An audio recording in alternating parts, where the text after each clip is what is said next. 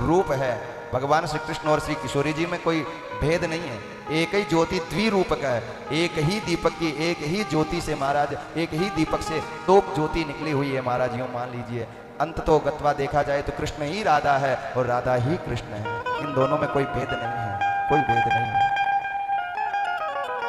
भगवान के अनेक विवाह हुए। एक बार भगवान ने क्या किया कि रुक्मिणी जी से मजाक की, विचार किया रुक्मिणी जी की परीक्षा ले। तो भगवान एक बार रात्रि के समय ऐसे बैठे थे, बैठे बैठे ही महाराज सैया पे बैठे बैठे ही रुक्मिणी जी को कहने लगे, देवी जी आपने मुझ में क्या देख करके विवाह किया? हे देवी आपने मुझ में क्या देख करके विवाह किया? अरे आपको तो अच्छे अच्छे वर मिल जाते।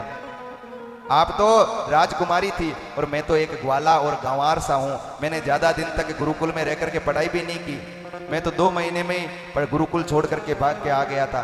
कुछ ज्यादा पढ़ा लिखा भी नहीं हूं, ज्यादा कुछ जानकार भी नहीं हूं, और मेरे पीछे तो अनेक शत्रु हैं, अनेक राक्षस मेरे शत्रु हैं, और मेरे में मैं काला कलूटा सा हूं, सांवला सा हूं, मेरा कोई रूप भी नहीं है। और मैं तो, मेरे ऊपर तो बचपन से चोरी के आरोप लगते आए हैं। माखन चुराता था, गोपियों के संग रास करता था, अनेक प्रकार के मेरे ऊपर आरोप प्रत्यारोप रहे हैं, और फिर भी आपने मेरा वर्ण किया। ऐसा मुझ में क्या देखा?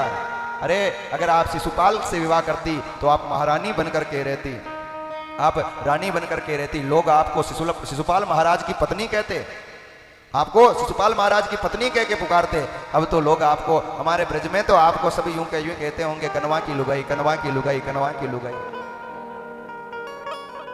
तो आपने मुझ में ऐसा क्या देखा? और हाँ रुक्मिणी जी अभी भी कुछ नहीं बिगड़ा है। आप चाहो तो अभी भी शिशुपाल का वर्ण कर सकती हो। भगवान क्या कह रहे हैं कि हाल तो कई कोने मूंगा को पानी मूंगा में, हाल तो कई मूंगा में अड़ियो न पड़ियो, आप तो चाहो तो कर सको।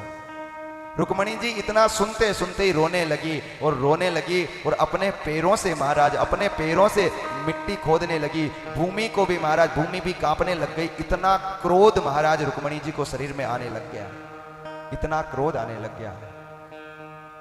रुक्मिणी जी जब रोने लग गई तो भगवान उनके मस्तक पर हाथ फेरते हैं और उनके आंसू पहुंचते हुए कहने लगे, देवी मैं तो आपसे विनोद कर रहा था, मजाक कर रहा था। क्या पति पत्नी आपस में मजाक नहीं कर सकते?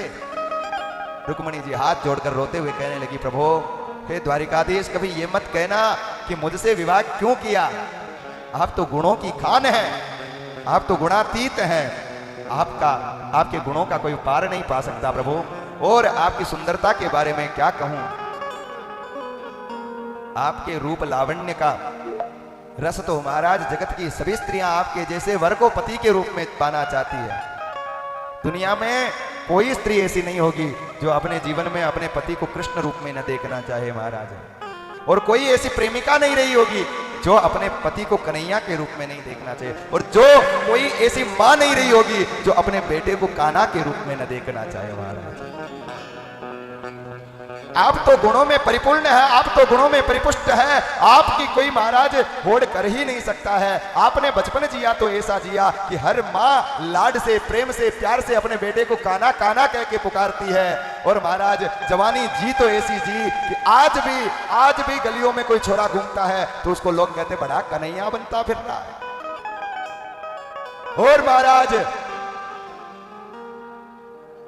राज किया तो ऐसा किया, राज किया तो ऐसा किया कि महाराज 5 पांडवों को, वनवासी पांडवों को, निराश्रित पांडवों को उनका हक, उनका अधिकार, संपूर्ण भारतवर्ष से महाभारत का युद्ध जितवा करके उनको राजा बना दिया महाराज। युद्ध ऐसा किया। आप तो गुणातीत हैं, आप गुणों के सागर हैं कन्हैया। कभी ये मत कहियो कि मुझ में क्या गुण है, आप गुणों के सागर हैं, आप गुणों के सागर हैं। रुक्मिणी जी रो रही है, कन्हैया जी उनको मना रहे हैं, ठाकुर जी द्वारिकाधीश।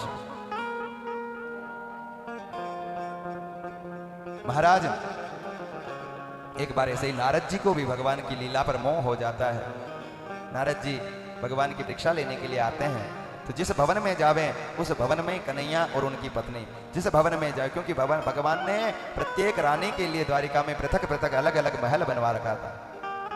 जिस रानी के महल में जावे भगवान, कभी चौपड़ खेल रहे हैं किसी के यहाँ विश्राम कर रहे हैं, किसी के यहाँ स्नान कर रहे हैं, किसी के यहाँ माला अनुष्ठान कर रहे हैं, किसी के यहाँ महाराज बातें कर रहे हैं, किसी के यहाँ हंसी मजाक कर रहे हैं। जहां जावे भगवान अलग अलग लीलाएं करते हुए नारद जी को मिल रहे थे।